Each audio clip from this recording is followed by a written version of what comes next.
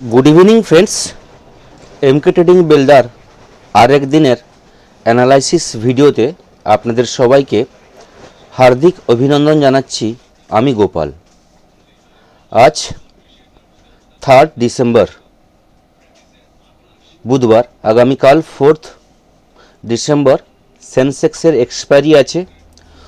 Overall मार्केटे movement किभाबे होते पारे, Sensex, Nifty, bank Nifty, overall global market की बोलছে এবং কালকে কিভাবে আমরা পয়েন্ট টু পয়েন্ট ক্যাপচার করব, কিভাবে ট্রেডিং সেটআপ তৈরি করব, সেই নিয়ে আজকের এই ভিডিওতে যাওয়ার আগে আপনাদেরকে দেখিয়ে রাখবো ডিসক্লেমার অবশ্যই আপনারা পড়ে নেবেন, কারণ আমি কোনো সেবি রেজিস্টার অ্যানালাইসিস নই।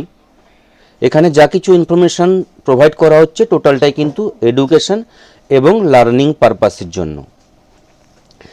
নিফটির অ্যানালাইসিসে যদি আমরা আসি, তাহলে আজকে বা কালকে যে আমি ভিডিওটা আপনাদের সামনে নিয়ে এসেছিলাম সেখানে ডিসকাস করেছিলাম নিফটির বড় সাপোর্ট লেভেল কোথায়, নিফটির রেজিস্ট্যান্স লেভেল কোথায়, কোন লেভেলটা ব্রেক করে গেলে নিফটিতে বড় ফল আসবে।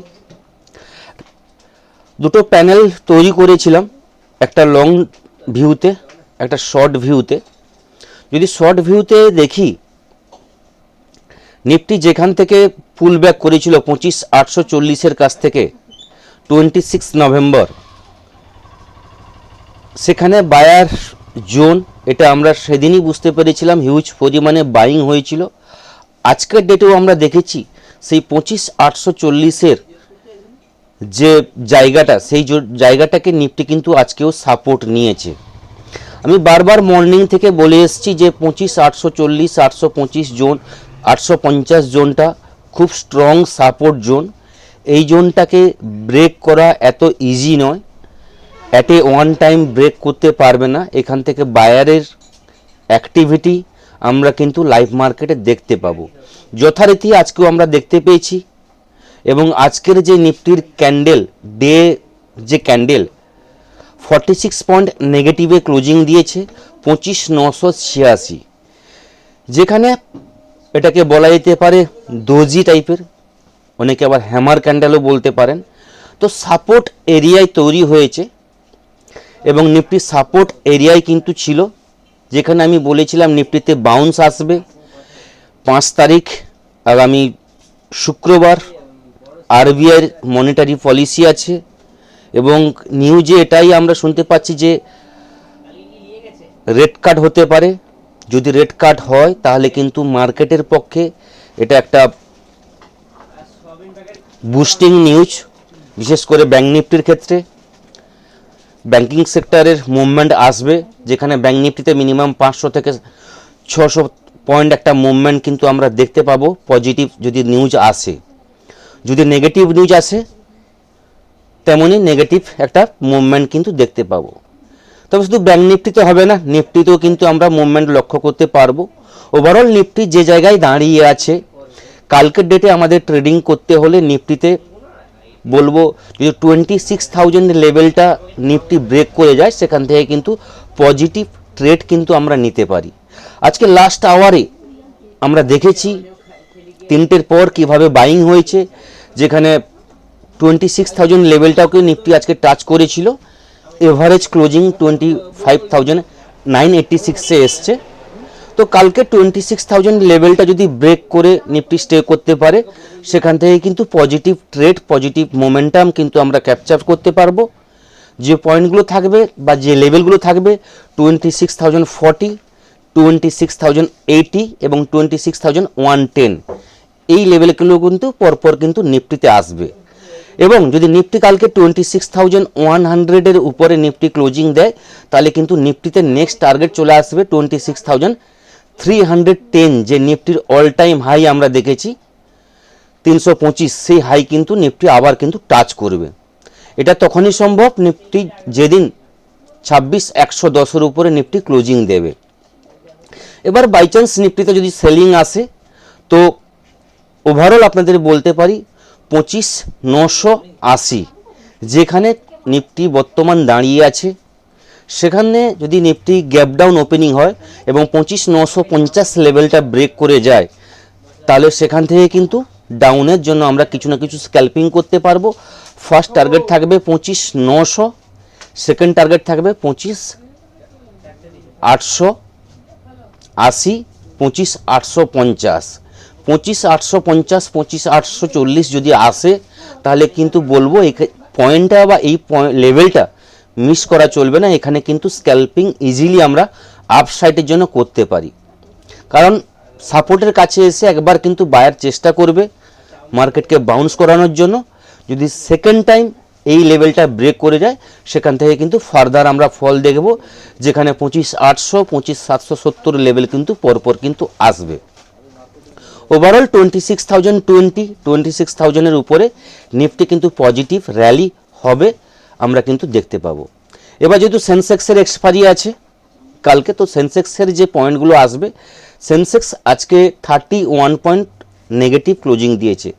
সেম ক্যান্ডেল বলতে গেলে নিফটির মতো, এবং একটা হ্যামার ক্যান্ডেল করেছে একদম সাপোর্ট জোন থেকে। কিন্তু নিফটি যদি সেন্সেক্সের আজকে লো দেখি আমরা 84,763, এবং ক্লোজিং দিয়েছে 85,106, লোয়ের থেকে প্রায় 300 পয়েন্টের কাছাকাছি উপরে ক্লোজিং দিয়েছে। এবং যদি আমরা হাই দেখি আজকের 85,269, হাই থেকে 100-150 পয়েন্ট নিচে ক্লোজিং দিয়েছে।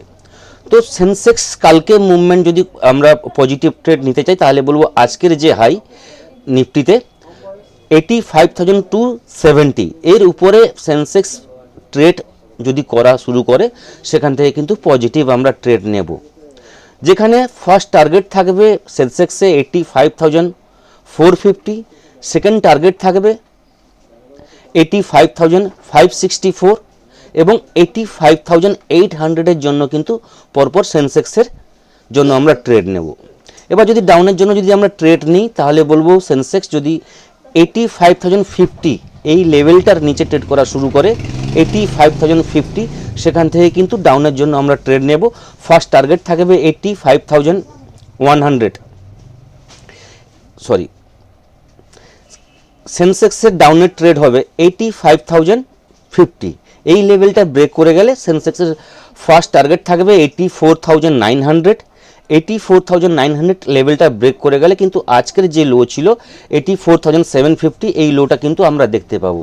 এবং এই লোটা যদি ব্রেক করে যায়, তাহলে কিন্তু 84,600, 84,500 লেভেল কিন্তু সেন্সেক্স কিন্তু মুভমেন্ট করবে। ওভারঅল কালকের ডেটেও ডিপ অন বাইর ভিউ থাকবে, মার্কেটে একটা পজিটিভ মুভমেন্ট আমরা কিন্তু দেখতে পাবো। কারণ হচ্ছে আরবিআই পলিসি।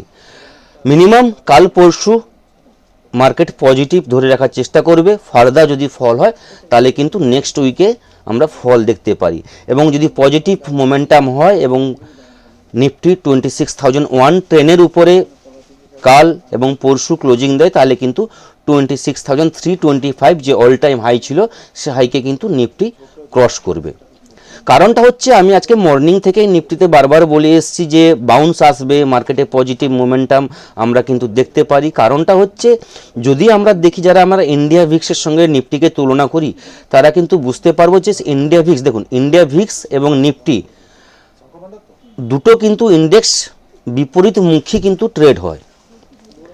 এখানে দেখুন ইন্ডিয়া ভিক্সও নেগেটিভ ট্রেড করছে, নেগেটিভ ডে চার্টে ক্যান্ডেল তৈরি করেছে পরপর দুদিন। যদি আমরা নিফটির ডেলি চার্ট দেখি, সেখানেও নেগেটিভ ক্যান্ডেল তৈরি করেছে। কিন্তু বিপরীত হওয়া উচিত, নিফটি যদি নেগেটিভ ক্যান্ডেল তৈরি করে, তাহলে কিন্তু ইন্ডিয়া ভিক্স পজিটিভ হওয়া উচিত। কিন্তু আমরা দেখছি সমমুখী র্যালি, সমমুখী ট্রেন্ড বা সমমুখী ডেলি ক্যান্ডেল আমরা দেখতে পাচ্ছি। তো এই জায়গাটা কিন্তু আমার ঠিক সুবিধার মনে হচ্ছে না। তো এই কারণে সেন্সেক্স যদি এখানে ইন্ডিয়া ভিক্স যদি এখানে পজিটিভ থাকতো, নিফটি যদি রেড ক্যান্ডেল থাকতো, তাহলে কিন্তু একটা মানা যেত। কিন্তু নিফটিও নেগেটিভ ক্যান্ডেল, ইন্ডিয়া ভিক্সও নেগেটিভ ক্যান্ডেল। তো এই জায়গাটা যারা ইন্ডিয়া ভিক্সের সঙ্গে নিফটিকে আপনারা দেখেছেন বা জানেন কিভাবে ইন্ডিয়া ভিক্সের সঙ্গে নিফটির কিভাবে তুলনা হয়, বা ভিক্সের সঙ্গে নিফটি কিভাবে ট্রেড করে, তারা কিন্তু বুঝতে পারবেন। ওভারঅল বারবার বলছি, নিফটি প্রতিটা ইন্ডেক্স সাপোর্ট এরিয়ায় আছে, তো চেষ্টা করবেন সাপোর্টে বাই করার। ইভেন্ট আছে 5 তারিখ, তো ইভেন্ট বেস ট্রেড হবে। সেন্সেক্সের এক্সপায়ারি আছে আজকে। নিফটিতে আমরা যদি শর্ট টাইম ফ্রেমে দেখি তাহলে দেখব যে নিফটি অনেকটা টাইম আজকেও কিন্তু সাইডওয়েজ মুভমেন্ট করেছে। যদি আমরা দেখি নিফটির বলতে গেলে, যদি আমরা 15 মিনিট টাইম ফ্রেমে দেখি, এই জায়গা থেকে বলতে গেলে 9টা 30-35-এর পর থেকে নিফটি পুরো দিনটা বলতে গেলে সাইডওয়েজ হয়ে গেছে, যেখানে 25,960 এবং 25,950-60 পয়েন্ট রেঞ্জে নিফটি কিন্তু ট্রেড করেছে। Overall both side premium meeting করেছে। বায়ারদের পক্ষে ট্রেড করা খুব মুশকিল হয়েছে। যারা স্ক্যাল্পিং করেছেন তারা কিন্তু সঠিক জায়গায় যদি এন্ট্রি নিয়েছেন তাহলে কিন্তু 10-15 পয়েন্ট পেয়েছেন। যারা আমার সঙ্গে যুক্ত আছেন তারা অবশ্যই বুঝতে পেরেছেন কিভাবে আমি আপনাদেরকে সাপোর্ট করে থাকি। লাইভ মার্কেটে প্রতিটা মুহূর্তে কিন্তু গাইড করে থাকি কিভাবে ট্রেড করতে হবে, কোন জায়গায় সাপোর্ট আছে, কোনখান থেকে বাইব্যাক হতে পারে, কোন জায়গাটার নিচে সেলিং আসতে পারে। ওভারঅল লাইভ মার্কেটে ডট টু ডট লেভেল কিন্তু আমি আপনাদের হেল্প করার চেষ্টা করি। যদি আপনাদের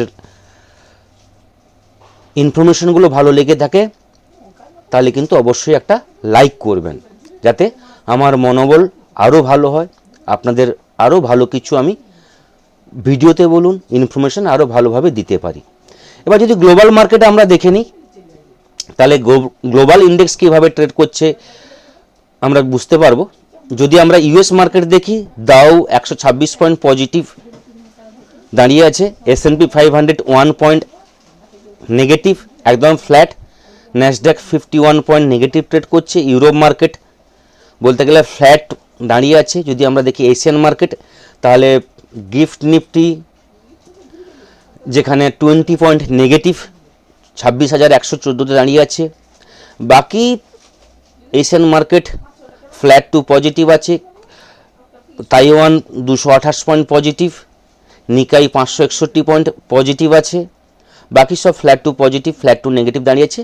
হ্যাংসেং একমাত্র 334 পয়েন্ট নেগেটিভ আছে। তো গ্লোবালের দিক থেকে তেমন কোনো খারাপ ইঙ্গিত নেই। ফ্ল্যাট ওপেনিংয়ের সম্ভাবনা আছে, flat to positive, flat to negative. বেশি একটা গ্যাপ ডাউন বা গ্যাপ আপের সম্ভাবনা খুব কম আছে। হার্ডলি 30 থেকে 40 point gap up gap down হতে পারে। যদি এফআইদের ডেটা আমরা দেখে নিই তাহলে বুঝতে পারবো এফআইরা আজকে কি করেছে।